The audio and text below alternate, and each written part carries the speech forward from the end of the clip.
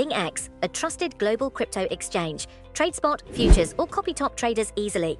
Sign up via the link or referral code to get 30 USDT instantly, plus up to 1,500 USDT in bonuses for verification, deposit, and trading.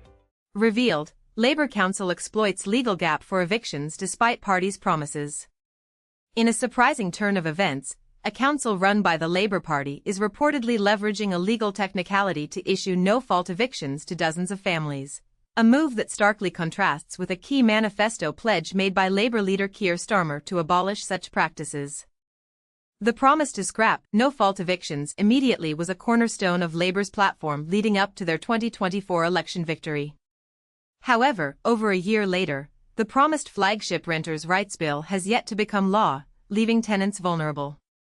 Typically, local authorities are barred from initiating no-fault evictions, officially known as Section 21 evictions, as these measures are generally applied to tenancies managed by private landlords. Yet, Lambeth Council in South London has found a way to proceed with eviction proceedings against 63 households. This was achieved by establishing an arm's-length body responsible for managing a portion of its housing stock. The ramifications have already begun to be felt, with 5 families having already received possession orders through the courts, and 2 of these families have since had their homes repossessed by bailiffs. An additional 24 families have opted to leave their properties voluntarily after receiving a Section 21 notice. Evidence from internal council documents, which have come to light, indicates that council officials had been contemplating plans to reclaim possession of these properties as far back as 2023. However, the full implementation of this scheme was strategically postponed until after last year's general election. A briefing document from March 2024 explicitly states, advice received from Democratic and Legal Services is that this is a key decision and it is too controversial to take during the pre-election period. This revelation is particularly striking given that Lambeth Council itself had previously written to the Conservative government in 2019, urging them to end no-fault evictions. The tenancies in question were managed by Homes for Lambeth, a corporate entity wholly owned by the council. This organization was established in 2017 as part of an ambitious estate regeneration scheme. As part of this initiative, the local authority repurchased certain properties from residents who had acquired former council houses at a discounted rate under the Right to Buy scheme, a policy introduced during Margaret Thatcher's premiership. These subsequently repurchased properties were then transferred to Homes for Lambeth, allowing them to be rented out on the private market, despite their ultimate ownership by the local authority. At its zenith, Homes for Lambeth managed approximately 200 properties across 6 housing estates. However, Homes for Lambeth is now in the process of being disbanded following an independent review conducted in 2022 by former senior civil servant Bob Kerslake.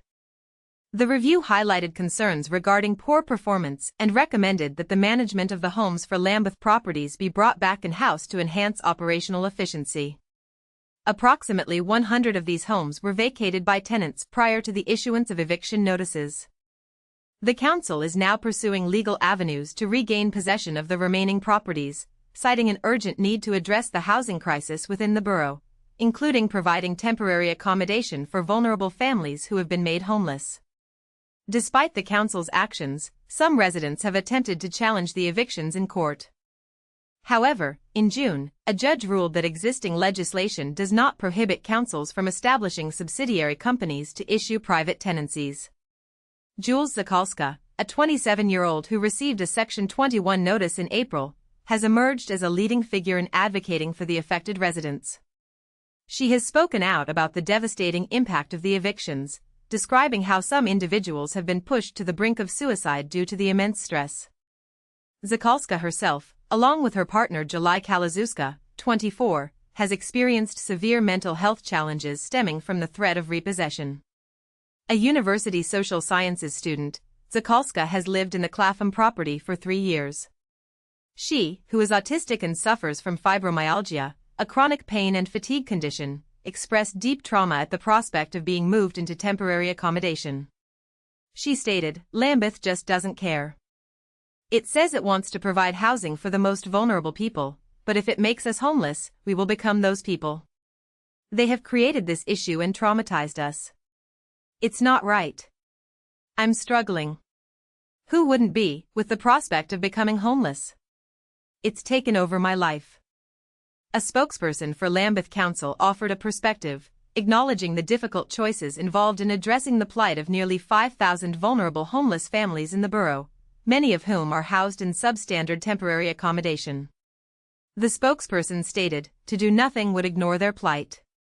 When the opportunity arose, we chose, legally, to use properties we own to house the homeless rather than rent them out privately on a short-term basis. The majority of these homes have been returned to the council. We have supported tenants who needed help through this process, while successfully giving dozens of homeless families a roof over their heads." The council further emphasized that this situation is emblematic of the broader issues of long-term structural underfunding of council services, the national deficit in housing construction, and the ongoing housing crisis.